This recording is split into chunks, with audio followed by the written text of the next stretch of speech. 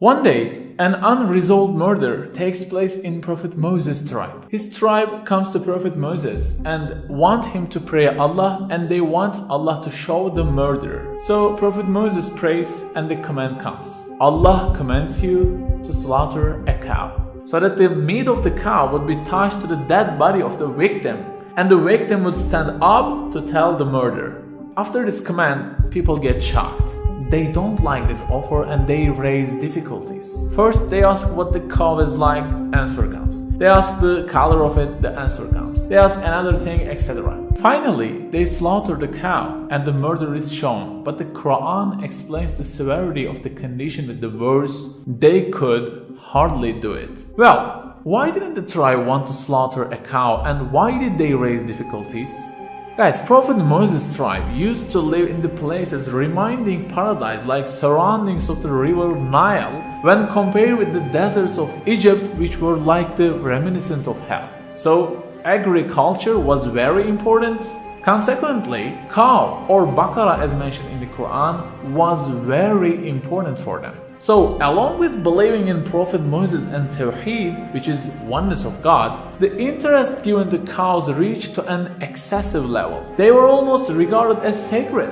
So, the underlying cause of their not liking the command of Allah was this. However, according to the discipline of Tawheed, reasons had no impact. According to the Tawheed, every beauty, everything important for us, and every other thing sustaining our lives came directly from Him. Cows couldn't give blessings. They couldn't have never been regarded as sacred. A cow was nothing. Praise was only to Allah. So the moment when cows started to be an element of polytheism, an element of shirk, and it threatened people's faith in Tawheed, Allah commanded them to slaughter a cow. Sacrificing a cow was actually saying that, "Oh Allah, there is no God other than you. You are the only one who can give blessings. You are the only one who can be beloved. You are the one whom we can worship. Our all possessions come from you and our lives come from you. The river Nile is plentiful thanks to you. Our cows are also from you and every one of them is your property." So the thing important for Allah was this. Otherwise,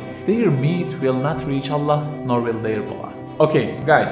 One of the miraculous aspects of the Quran is explaining a lot with few words. It explains a simple event, but the message is universal. So there is also a universal message in this story told in Surah Al-Baqarah. The cow is a symbol. It represents everything that takes people away from Tawheed and brings them closer to the polytheism, closer to the shirk. The cow was a threat for the faith of those people in that era. So they were commanded to slaughter a cow. Well, what are the things that threat our Tawheed belief? For example, if we believe that there is no mahbub, which means beloved one, other than Allah, and the others can only be loved for Him, and they can be loved in the way He orders. So why don't we sacrifice our prohibited loves, haram dates, to prove it?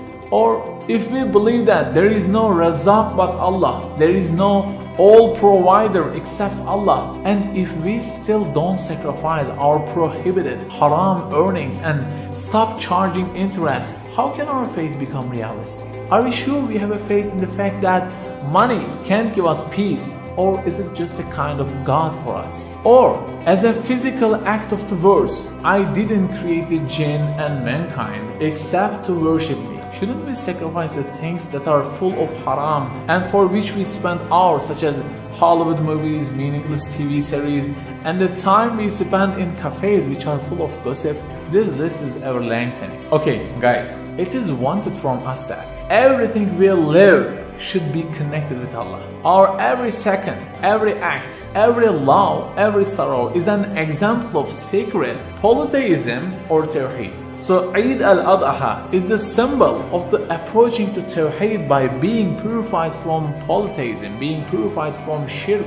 It is a physical form of saying, there is no God other than you and my everything is your property. It is a Tawheed manifest. So the animals that we sacrifice represent everything that stands between Allah and us and the things that are irrelevant to our purpose of creation. These things were the cows for the tribe of Prophet Moses. Well, are our own cows ready? Guys, along with our animals, let's sacrifice a habit which is not approved by Allah in each Eid.